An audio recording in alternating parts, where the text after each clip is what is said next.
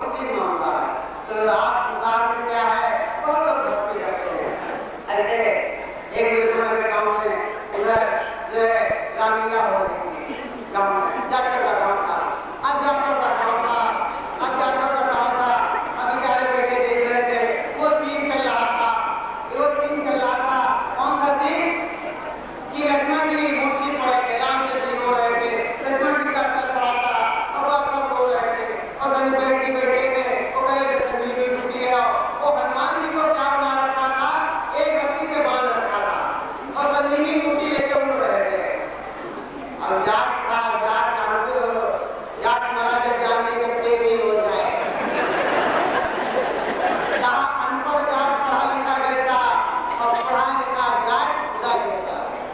तो कहते जाट साहब से कहने लगे चौधरी साहब, अरे देखो उस दिन सब लोग रो रहे थे, स्वयं भगवान जी राम रो रहे थे, सब रो रहे थे। उन्होंने क्या किया, चुपके से पीछे गए और जिस रस्सी से हनुमान जी लटके हुए थे बंधे हुए, वो रस्सी काट अब जब रस्सी काट दी, हनुमान जी घाट नीचे गए। लोगों ने कहा पर्दा खींचो, पर्दा खींचो, और पर्दा खींच गया उल्टा, पीछे पिताजी जीवित लिए। एक लड़का था, वो पिता बना रखा था, वो भी बहुत पिता था, और उसे तो थोड़ी देर के बाद जाना था, और पर्दा उल्टा खींच गया और नीचे गिर गया। हाँ, करना ऐसी हालत है संसार। तो बड़े भाग में मौका मिला। स्वामी ने ये बड़ी क्या करेंगे, कहा साधु ने कहा, साधु कभी साहब ने कहा, साधु का आपने जब सही लगे, मन का वाचा करना साधु साहब हमारी पत्नी के ऊपर दिया थे, हमारे ऊपर दिया थे। बड़े बड़े भूत आते, हमने कहा लखनऊ में स्वामी जी आ रहे, अब जो है उनके दर्शन कर लेना, नाम मान ले। अब वो आया, स्वामी जी के पैर छूने में झुकने के ऊपर उसने उठा दिया, और इतने वो अपनी बात नहीं कह पाया, स्वामी ने पर्ची दे दी। अब पर्ची दे दी, इसके बाहर हो गए। अब क्या हुआ, जो साधु बोले शहर में बहुत साधु बोला, शहर में बोले थे उस दिन का परमात्मा प्रकट होता है, वो रेत में मेरे लगा देते हैं, इतनी पावर होती है। तो वो आया बाहर निकल के, हमारी बात की नहीं सुनी स्वामी जी ने, हमसे शिकायत करने लगा और वो पर्ची दे दी। हमने कहा अभी बना नहीं, हमारी ये इच्छा होती, हम तो हमारी इच्छा हमारा पर चले तो सारी दुनिया को मैं नाम मांग लेता, मगर मेरी इच्छा वो चल नहीं गई ना। तो कहते हैं कि जो है हमारी इच्छा थी, हम दोबारा लेंगे। हमने कहा बात करा के सारे नाम डाल ले, मैं ले गया लेने के बाद हमने कहा स्वामी जी किसी पत्नी पर भूत आता है, बड़ा परेशान है। स्वामी ने कहा कमजोर है और फिर करके वही पर्ची फाड़ दी। अब हमने क्या कहा, हमने कहा यही दवा पियो, और सच कह रहा हूँ, और जब उसने दवा पिया तो वो भूत भाग गया। तो बड़ी दया करते हैं, और लोग कहते हैं मेरे पेट में दर्द हो रहा, सर में दर्द हो रहा, स्वामी जी को यही दवा देते हैं, साफ करना में दवा नहीं देते, दवा देते हैं। एक बार घटना हो ना दूं, कैसे पहले कह देते हैं, एक भाई था, डॉक्टर की दवाई दे दी, पियो 10 की दवाई खा लो, उसने हाथ में लिया, अब कहता है 10 की दवाई क्या करूँ, घर गया, गुरु साहब ने दिया प्रसाद है, खा लो। जब खा लिया तो दर्द शुरू हो गए। अब दर्द की दवाई खा गए, दर्द शुरू हो गए, और जब दर्द शुरू हो गए तो नदी पास की नदी पर जाए किनारे और फिर आ गए। रात भर 4-5 चक्कर लगाए, जब सुबह हुआ बुलाए के और समझे आज पकड़ लिए गए और वो दर्द छोड़ गए। तो कहते हो शहर कह देते काम हो जाएगा। अरे भाई माधवगंज में इधर मल्लाह में आज से 15 साल पहले की बात सुनाता हूँ। स्वामी जी से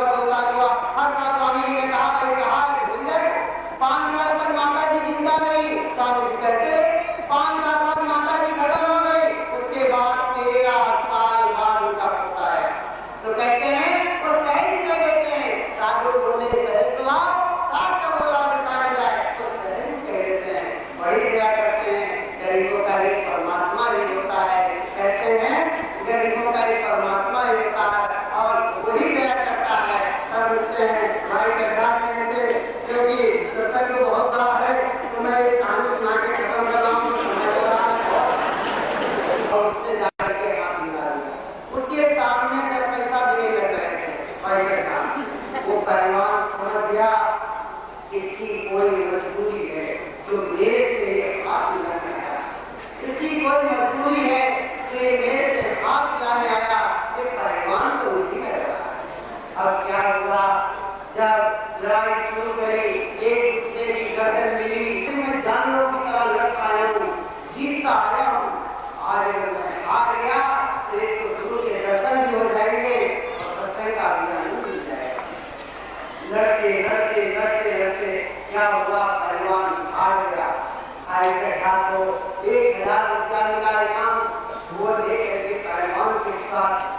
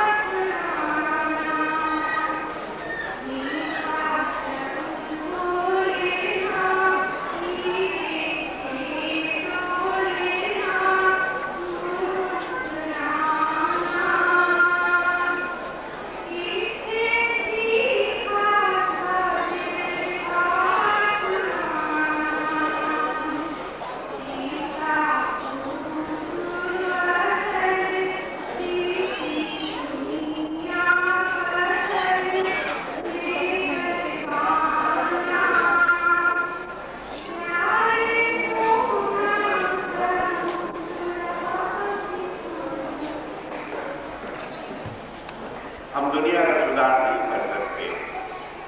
हमें अपने को पहले उसके लिए तैयार होना पड़ेगा। मैंने कई बार सत्संग में कहानी सुनाई कि एक महात्मा थे, वो किसी के यहाँ आया करते थे। गृहस्थी आदमी था से वो कहने लगा मेरा बच्चा गुड़ खाता है, इसे थोड़े संख्या हो गई, आप इसे समझा दें, या आपका कहना मानता है गुड़ खाना छोड़ दे तो ठीक हो जाएगा। महात्मा जी सुने चले गए।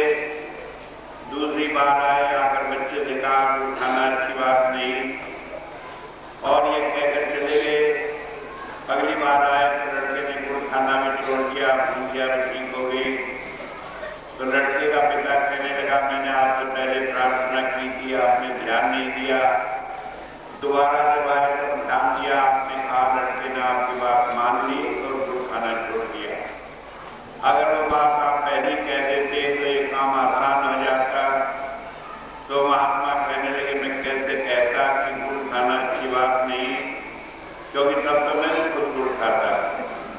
तो असल बात यह है कि जब तक हम अपना सुधार नहीं करते तब तक हम दुनिया के सुधार की बात नहीं करते। तो मैं आता हूँ अपनी उसी बात पर, 13 नवंबर की बात पर। मैंने उस दिन कहा था कि मुझे एक काम जो सौंपा गया था, मैंने वो काम पूरा कर लिया। और वो काम पूरा क्या था कि ये जीव जो मुझे सौंपे गए, ये सत्संग के अधिकारियों ने मोक्ष मिल जाए, दूसरा जन्म लेकर न आना पड़े। तो मैंने कहा ये पूरा हो। तो उसमें से कई आदमी मेरे से मिले, कहने लगे हमें रोशनी भी नहीं आती, हम कैसे मान लें हमें मोक्ष मिल जाए। तो मैंने कहा कि जिन्हें मोक्ष मिलनी है उन्हें रोशनी आना जरूरी नहीं इस जन्म में, क्योंकि वह तो अब पिछले जन्मों में पूरा कर रहा है। मान लो कोई आदमी तीसरी मंजिल पर चला जाए, वो कहने लगे पहली मंजिल में जो सामान रखा है उसे दिखाई नहीं देता, तो वो तो संभव ही नहीं। तो इसलिए रोशनी की बात छोड़ दें, लेकिन नाद आना जरूरी है, क्योंकि जब तक सतत नाद नहीं आता, जिसे हमने कहा है सोम की धारा, तब तक मोक्ष नहीं मिलती। कई लोगों ने कहा कि हमें तो वो भी नहीं आता, तो मैंने कहा कि वो आएगा। कई आदमी ने कहा कि किताबों में लिखा है कि वो सीधे हाथ से राइट साइड से आना चाहिए, हमें लेफ्ट साइड से आता। तो एक बात तो समझ लेने की है कि नाद तो नाद है, चाहे वो दाएं से आए चाहे बाएं से आए। इतना फर्क है कि जो बाएं से आता है वो हमारे जो कुछ कर्म होते बहुत डीप रूटेड उन्हें खत्म करने के लिए आता है। जो दाहिनी से आता है वो हमें अंदर प्रेरणा देकर उस काम को आगे बढ़ाने के लिए आता है। लेकिन बात एक ही है, चाहे वो हमारे अंदर जो दोष है उन्हें निकाल दे या नए गुण भर दे, बात वही हो जाती है। तो एक बार जब नाद आने लगे, चाहे वो बाएं से आता है, वो अपने आप हृदय को बदल जाता है। तो इसलिए निश्चित है कि जिसे नाद आने लगा उसे मोक्ष मिल गई। तो इसीलिए बताया गया है कि अगर अब नहीं आता तो इसी जन्म में आएगा उन लोगों को जो साथ जुड़े हैं, क्योंकि वो मोक्ष के अधिकारी। और इसीलिए 13 नवंबर को जब मैंने सोचा कि मुझे जाना, समय ने रखा हम अपने सारे सत्संगियों को एक ये शपथ दिलवाएं तो सेवा कार्य में जुटे रहेंगे। और इसके लिए मैंने अपने मुख्यमंत्री से प्रार्थना की, उन्होंने ये बात मानी, उन्होंने शपथ दिलवाई और वो चला। लेकिन सवाल ये है कि शपथ दिलवाने से क्या होता है, सेवा करने से क्या होता है, इसका भजन से क्या ताल्लुक है। तो वेद में एक मंत्र आया, वेद में कहा कर्णमंतो वरिवो गवे। गवे कहते हैं गय का नाद को, कि जो सतत धारा हमारे अंदर प्रवाहित होती है वो नाद कैसे प्राप्त होता है। कर्णमंतो वरिवो, कि संत हमें निष्काम सेवा कराकर उस नाद को प्राप्त कराता है। तो एक बात समझ लेने की है कि उस नाद को जो सतत आता रहे, जो सोम की धारा है, उसके प्राप्त करने का एक ही तरीका है। और तक शरीर रूप में कोई संत नहीं मिलता तब तक हमें मोक्ष प्राप्त नहीं होती, क्योंकि जब शरीर रूप में कोई संत मिलेगा वही हमें निष्काम सेवा करा सकता है। अन्यथा तो हम सेवा करते हुए कहीं ना कहीं किसी स्वार्थ को अपने मन में लेकर उसके साथ जुड़ जाते हैं, वो निष्काम सेवा नहीं होती। तो जब हम कहते हैं कि निष्काम सेवा का कार्य है, तो ये हमारे उस काम से जो हमारे जीवन का लक्ष्य है कि हमें इसी जन्म में परमात्मा की प्राप्ति हो, उससे कोई अलग नहीं। लेकिन अब वो 13 नवंबर की बात कही और वो भी बात कही कि मैं आगे नहीं रहूँगा, क्योंकि मैं समझता हूँ कि जब इतना आग्रह था तो इस सेवा कार्य के प्रोजेक्ट को हम लेकर आगे चले। अब सवाल ये है कि इसमें क्या हमें करना है, कैसे हम जुड़ेंगे, ये बात थोड़ी समझ लेने की। सेवा कार्य वो है जिसे आप सब लोगों के लिए कर सकें। उसमें ये भेदभाव न हो कि ये हमारा आदमी है इसके लिए करेंगे या ये भारतवासी है इसके लिए करेंगे, बल्कि संसार में जहाँ उसकी जरूरत है और उन जरूरतमंद के लिए हम सेवा कर सकें। तो पहली बात में उसमें कोई भेदभाव नहीं होता, क्योंकि जब परमात्मा सबके अंदर है तो हम कैसे समझ लें कि जो हम भारतवासी की सेवा करेंगे या अपने गांव या शहर वालों की सेवा करेंगे वही परमात्मा की सेवा है, और दूसरे लोग दूसरे देश में रह रहे जो दूसरे धर्म को मानते हैं, जिनका दूसरा है हमसे या उनकी संस्कृति दूसरी है, तो उसके कारण अगर हम उनकी सेवा नहीं करते तो क्या परमात्मा इसे मंजूर कर लेगा कि उनके अंदर परमात्मा नहीं था, इसलिए हम उस काम को नहीं किए। मुझे याद है बाबा श्याम सिंह जी महाराज एक बार तो टीवी का मरीज आया, वो सोलन पहाड़ पर रह रहे थे, तो वो ढूंढ रहा था कहीं मकान जहाँ पर वो रह सके, क्योंकि पहले टीवी का इलाज नहीं होता। तो होता यह था कि पहाड़ पर उसे भेज दिया जाता था और हल्की कोई दवाई होती थी जिससे भूख लगे, हाथ ना ठीक हो, वो उसे दे दी जाती थी कि उसी क्लाइमेट में वो कुछ आराम पाएगा तो ठीक हो जाएगा। तो वहाँ गया, जाकर कोठी में जगह ढूंढ रहा था, किसी को पता लगती इसे टीबी की बीमारी है तो उसे भगा देते, कहने नहीं यहाँ नहीं ठहरना, क्योंकि उन दिनों बड़ी छूत की बीमारी मानी जाती थी। मुझे याद है कि मेरे ताऊ की लड़की को टीबी हो गई थी, तो वो हमारे घर में आई इलाज कराने के लिए, तो उसे एक कमरे में अलग से रखा गया। तो हम सारे जो बच्चे थे उन्हें उससे मिलने की मनाई थी, हम छोटे छोटे थे। एक दिन मैं अपनी अम्मा से कहा, मैंने कहा क्यों नहीं मिलने देते, वो हमारी बहन है, वो नीचे कमरे में लेटी है, उससे मिलने की क्यों मनाई? कहने के बेटा उसे बीमारी है, वो उठकर लग जाएगी। मैंने कहा देखेंगे कहाँ उठकर आती है। मुझे समझ में आई कि शायद तो मक्खी मच्छर होगा तो उठकर आएगा। मैंने कहा जब उठकर आएगी पकड़ लेंगे उसे, लगने नहीं देंगे। तो माँ ने एक थप्पड़ लगाया, कहने के तुझे नहीं समझ आती, ऐसे नहीं उठती। मैंने कहा फिर कैसे उठती है कि तेरी समझ में नहीं आएगी। लेकिन मैं पिताजी के पास गया, वो डॉक्टर थे, कहने के नहीं कुछ नहीं होता, तुम जा सकते हो मिलने उनके पास। तो होता है जिन्हें समझे वो जानते। तो जब वो आदमी था उसने कहा कि टीबी की बीमारी है, और महाराज जी जिस कोठी में रहते थे, महाराज जी बाहर घूमने गए थे, तो नौकर ने उसे भगा दिया, भाग जाओ यहाँ नहीं रहना। तो बाबा जी उधर से देखा, उसे कहा भाई क्या बात है? कहने के जी ऐसे मुझे बीमारी है, यहाँ रहना का मना कर दिया। कहने के आओ, अपने नौकर से पूछा भाई ये आया था यहाँ जगह के लिए? कहने के हाँ आया था। कहने के तुमने मना कर दिया? कि हाँ मना कर दिया। कहने के तो चुपचाप एक तरफ ले जाए। कहने के बाबा जी इसे टीबी की बीमारी, कहने के इसे टीबी की बीमारी है, ठीक है, लेकिन ये बताओ इसके अंदर परमात्मा है कि नहीं? कहने का हाँ परमात्मा तो है। कहने के परमात्मा है तो तुम्हें ये अवसर मिला था, तुमने सेवा का ये अवसर क्यों गवा दिया? तो बात जो समझ लेने की है, जब संत शरण में होते हैं वो हमें समझाता है कि निष्काम सेवा क्या होती है।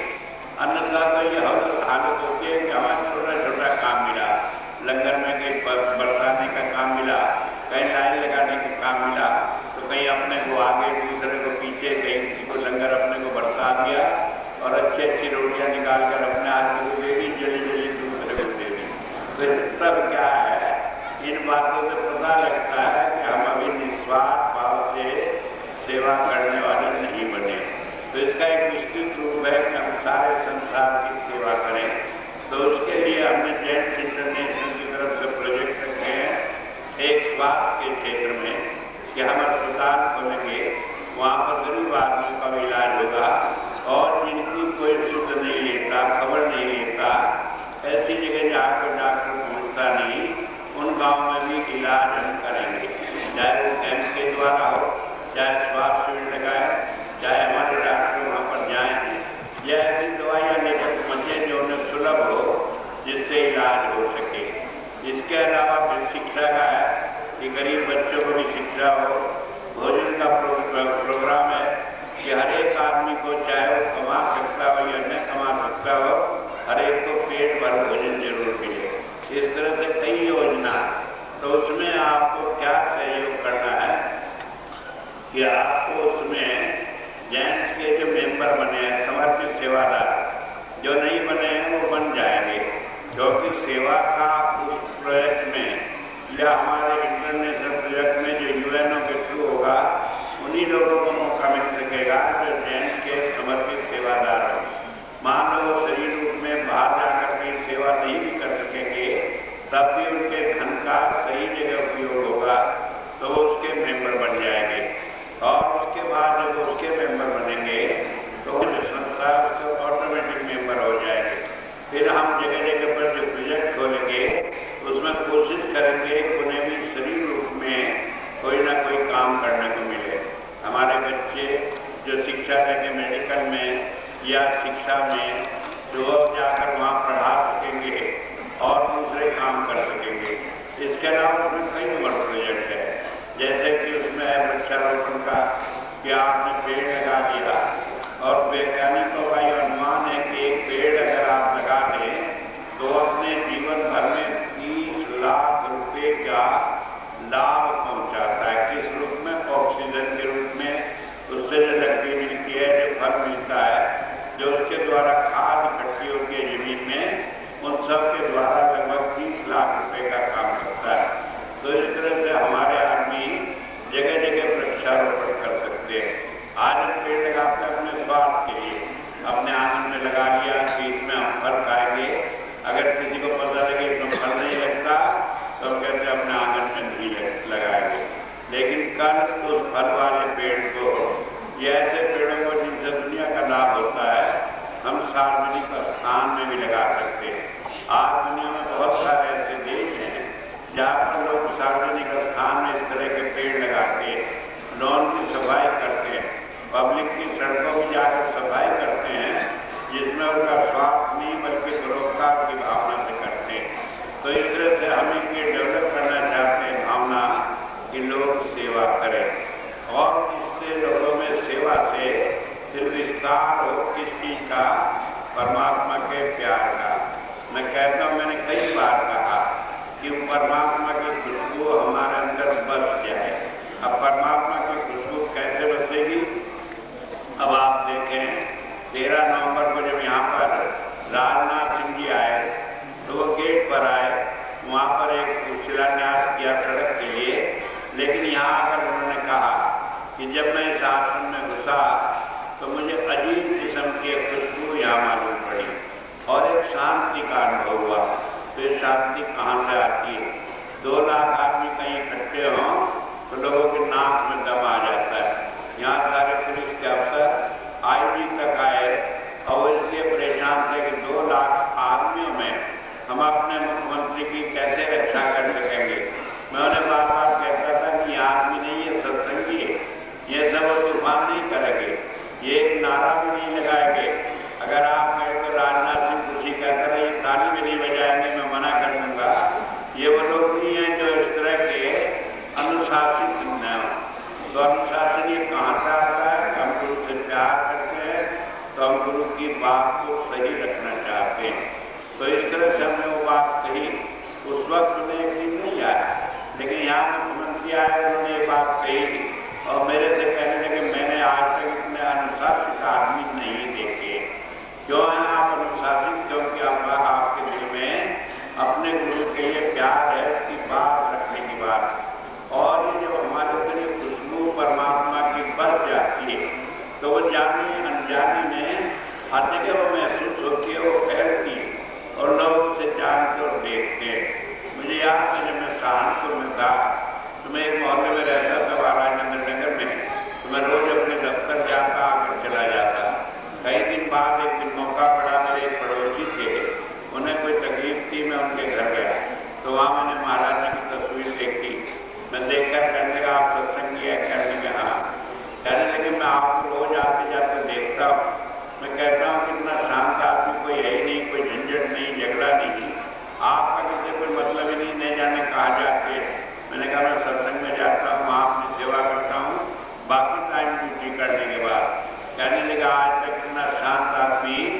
देखने को नहीं मिला।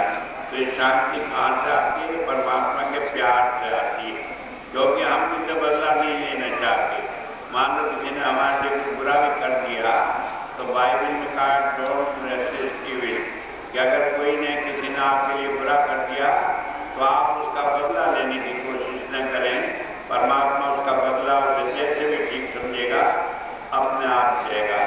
मान लो हमने उसका बदला दिया और उसमें कहीं जरा सा ज्यादा हो गया, जरा सा कम हो गया, तो फिर हमें वो भोगना पड़ेगा। इससे सही बला टूरे कि परमात्मा अपने आप देखे क्या उसे करना है क्या नहीं। तो इस तरह एक संदेश देता है संत मत हमें, हमारे अंदर वो परमात्मा की खुशबू बच जाती है। मैं एक दिन सोच रहा था कि अगर हम देखें कि सत्संग में परमात्मा की खुशबू बची है या नहीं है, तो हम कैसे पहचान करेंगे। तो मैंने लिख रहा था, तो मुझे 5 पॉइंट उसमें दिखाई दिए। पहली एक बात लगी, मैंने जो देखा उसमें कहा कि एक नूक से सब जग जा कौन भला के मंदिर, कि परमात्मा की वो ज्योति है, उससे सारे जीव की उत्पत्ति हुई। तो कोई आदमी खराब नहीं, कोई अच्छा नहीं, सब वो परमात्मा के रूप है। अगर हमें ख्याल है कि सारी दुनिया के आदमी परमात्मा के रूप हैं, तो हमारा झगड़ा वैरभाव अपने आप खत्म हो जाता है।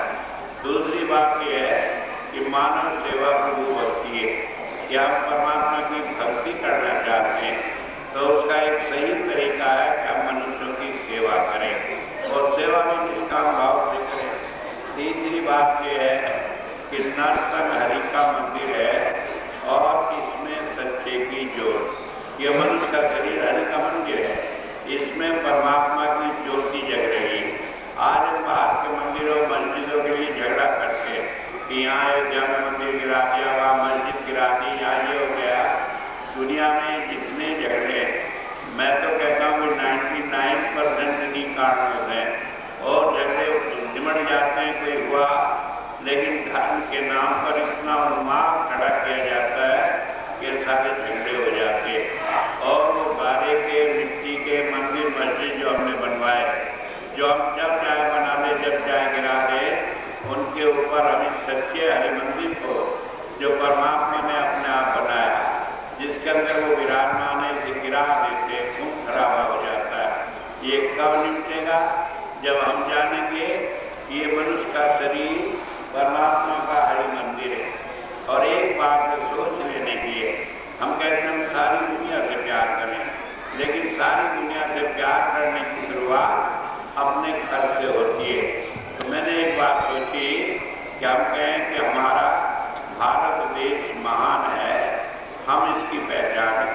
हमारे अंदर जब तक राष्ट्रीयता की भावना नहीं होगी, जब तक हम अपने आदमी को प्यार नहीं करेंगे, तब तक हम दूसरे को प्यार नहीं कर सकते। कई आदमी कहेंगे जब राष्ट्रीयता होगी तो अंतर्राष्ट्रीयता के मामले में रुकावट पैदा करेगी, लेकिन ये सोचना गलत है। मुझे अपनी जिंदगी की घटना याद आती है। 1952 में मैं चकिया एक जगह थी बनारस में, वहाँ पर सर्विस में था। तो एक आदमी आया प्रधान, पहले से मेरा उससे झगड़ा हो गया। झगड़ा ये हो गया कि मुझे कहीं लकड़ी की जरूरत थी, एक नदी में पुल बनाना था। मैंने एक जंगल से लकड़ी काट ली। वो कहने लगा कि ये तो सरकारी जमीन में लकड़ी है और आप इसे क्यों काटेंगे, खजूर का पेड़ था।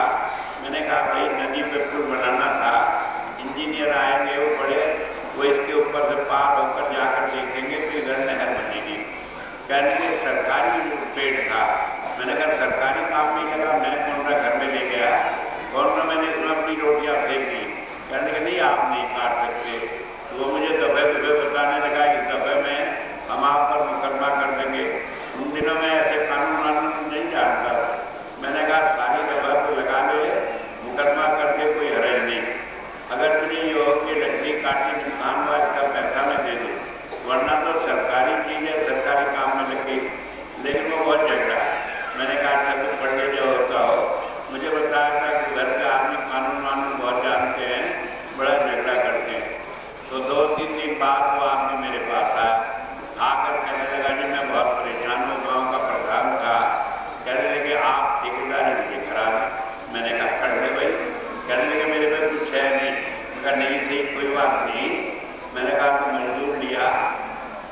और इन्हें 5 किलो चावल ला के 1-1 किलो शाम को दे दियो, बाकी 2-3 दिन बाद हम पेमेंट करा देंगे तो काम चल जाएगा।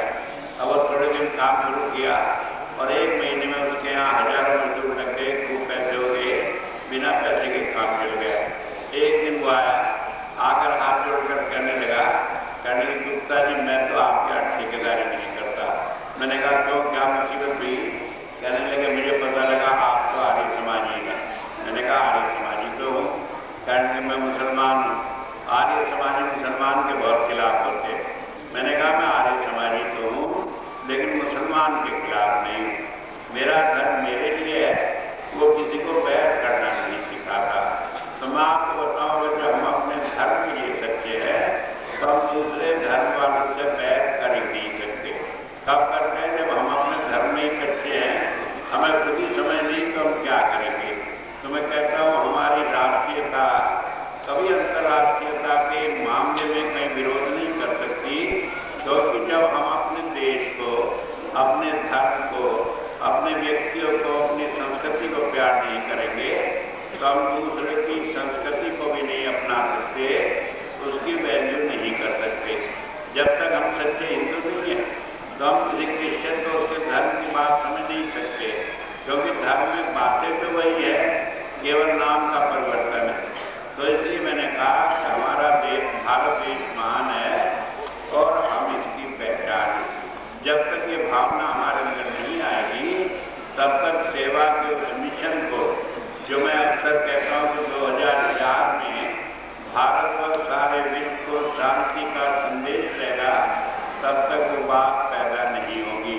तो इसलिए जरूरी है कि उसे भी हम ध्यान रखें। और एक ये है कि हम प्राणी मात्र से प्यार करें। अब प्यार करने का मतलब ये नहीं कि हमने बकरी से प्यार किया तो उसे खा के पेट में डाल लिया कि अच्छा सेब है, अभी तो कोई खतरा नहीं। ध्यान ये रखना है कि हम उनका कर्ज ऐसे ही समझे जैसा अपना कर्ज है। कई आदमी दलील देते, कहने लगे बहुत आदमी बढ़ जाएंगे, बहुत जानवर बढ़ जाएंगे तो कैसे होगा, इसलिए उन्हें खाया जाता है। मैं कहता हूँ आदमी भी तो बढ़ जाएंगे, आदमी को मार कर खाने लगो। अगर यही दलील है कि वे तो बढ़ जाएंगे इसलिए हम करते हैं। और ये काम तो परमात्मा का, जब वो देखेगा कि कोई बढ़ रहे हैं वो अपने आप उनका नियंत्रण करेगा, उस काम को हम अपने हाथ में नहीं ले। तो प्राणी मात्र संसार में रखें। इसीलिए संत मत में कहा गया है कि अगर एक बूंद खून की आप किसी बहाओगे तो परमात्मा उसके लिए आपको माफ नहीं करेगा। तो ये 5 चीजें जब हमारे अंदर आ जाती हैं तो हम समझते हैं कि हमारे अंदर परमात्मा की वो सुगंधी, वो खुशबू हमारे अंदर समा गई। और वो राजनाथ सिंह जी ने जिस खुशबू का जिक्र किया था, मैं चाहता हूँ कि मेरे 7 लाख सत्संगी हर एक अपने आप में वो बूटा हो जाए कि जिसमें से ये खुशबू सारी दुनिया में जाए। क्योंकि जब हमने मिशन लिया सेवा का, ये आप ही के सारे चलना। जहाँ तक मेरा अपना सवाल है, पहले हो सकता है मैं 2-4 मिनट उठा लेता हूँ, अब लोगों की बस्ती नहीं, अब तो अपने आप ही अपना काम करना मुश्किल है। तो लेकिन ये काम क्यों लिया? क्योंकि अब मैं एक नहीं हूँ, अब 7 लाख हूँ और इन्हीं 7 लाख के सहारे हम दुनिया में उस शांति के संदेश के लिए सेवा के कार्य में जुटना चाहते हैं। तो इस तरह से मैंने बताया कि हमारा सेवा का प्रोजेक्ट है, वो हम यहाँ शुरू करेंगे। जो लोग उसमें आगे बढ़ेंगे उन्हें विदेश में सेवा करने का अवसर मिलेगा और मौका मिलेगा। कॉन्फ्रेंसेज होंगी जिसमें हम ये संदेश और उसके प्रैक्टिकल रूप को आपको और सारी दुनिया को बताएंगे, जिससे उस काम को लेकर चल सकें। लेकिन उसकी शुरुआत होगी कि आप ज़्यादा से ज़्यादा नेशनल के समर्पित सेवादार बने। जो अभी नहीं बने वो बन जाए, जो नहीं बन सकते तो जब मौका हो तब बन जाए। ख्याल रखें क्या बनना है, करना है, क्योंकि वही एक आसान तरीका है जो आप सेवा आसानी से कर सकते हो। उसके बाद जब शरीर की सेवा का नंबर आएगा तो उसमें थोड़ा सोचना पड़ेगा कि कितना कर सकते हैं, कहाँ कर सकते हैं, कैसे समय निकालें। लेकिन धन की सेवा आसानी से की जा सकती है, तो एक ध्यान रखेंगे। और इसके अलावा एक बात और कहेंगे इस अवसर पर आज के लिए, और वो ये है कि हमने कहा था, उस दिन भी बताया था मैं 13 नवंबर को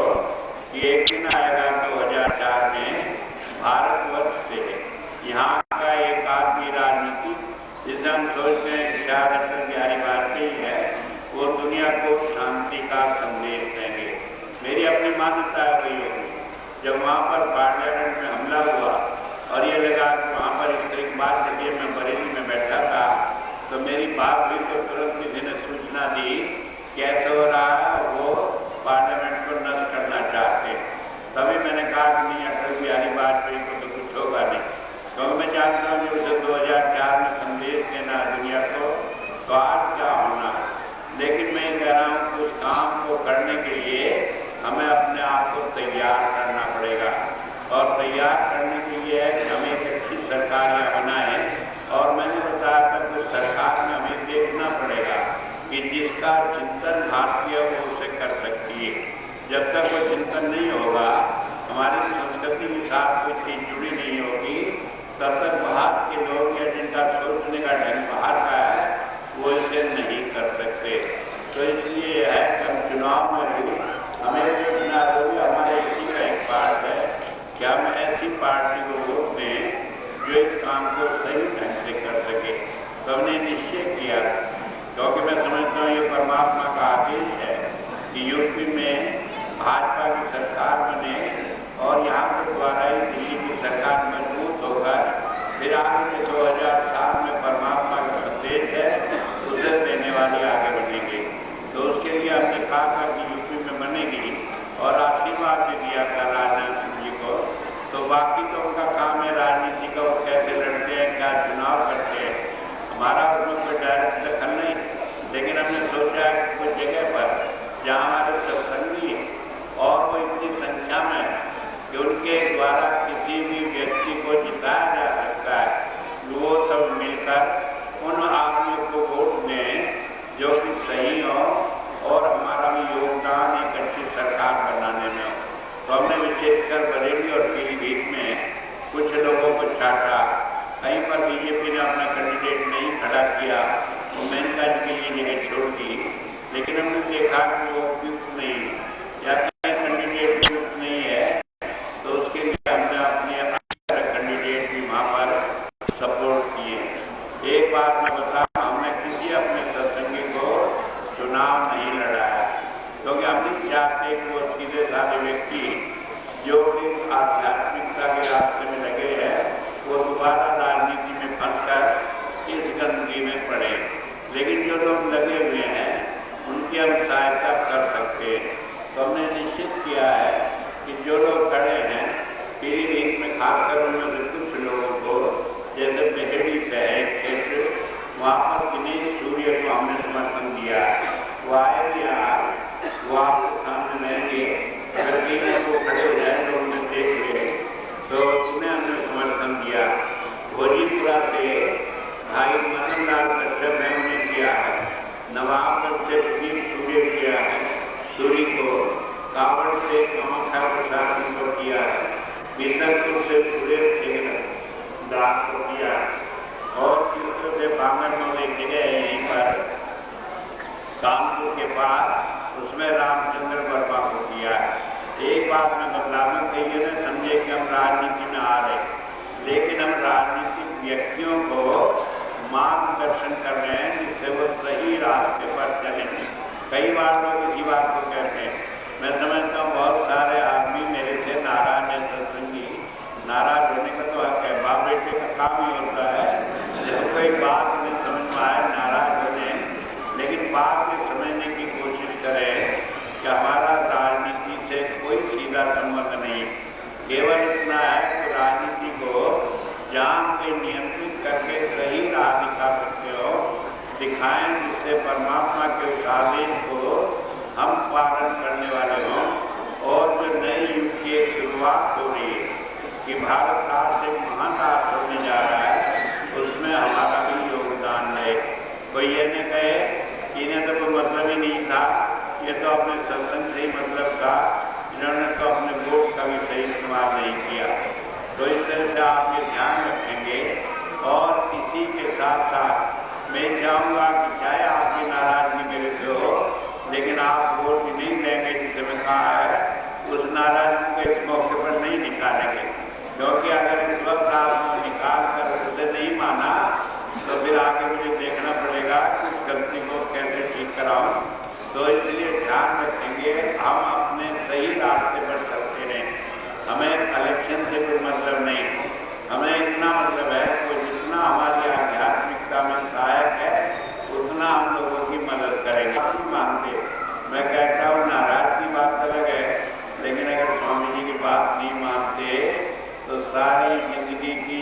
एक बात भी सारी खराब कर दी तो वो अच्छी बात थी, तो ध्यान रखेंगे। मैंने इसलिए कहा थोड़ा सा कि हमारे जैसे मनाना, तो मेरा प्रोग्राम है 11 तारीख को मेहती गांव में होगा, सुबह प्रोग्राम, फिर दोपहर को भगवतपुर में होगा और शाम को भोजीपुरा में होगा। तो 11 तारीख को सुबह भोजन तैयार करेंगे, अपने काम को अपने पूरे मन से कर सकें और काम के अब इधर आने वाले करेंगे जो बात जाने वाले बात है और इस तरह लंगर कहकर जाएंगे।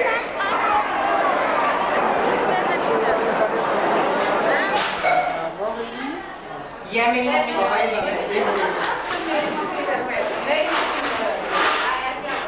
आंटी इधर कर ले, हाँ कोई नहीं उठा के दे।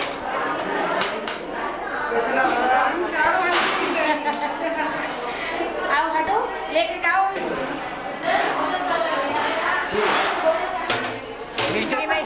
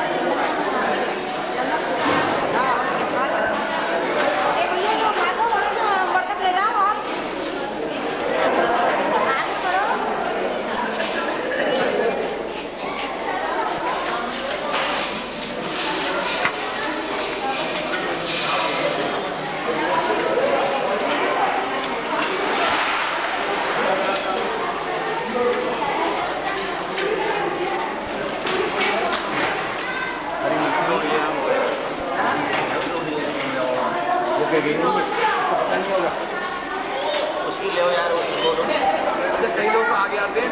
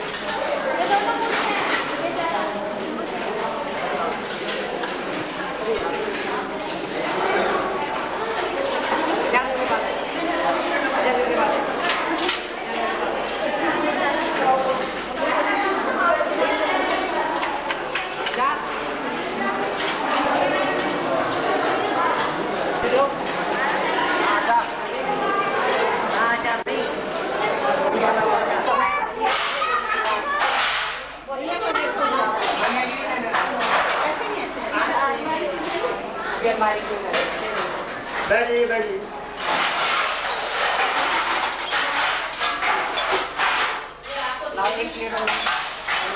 भाई साहब होनी चाहिए क्या?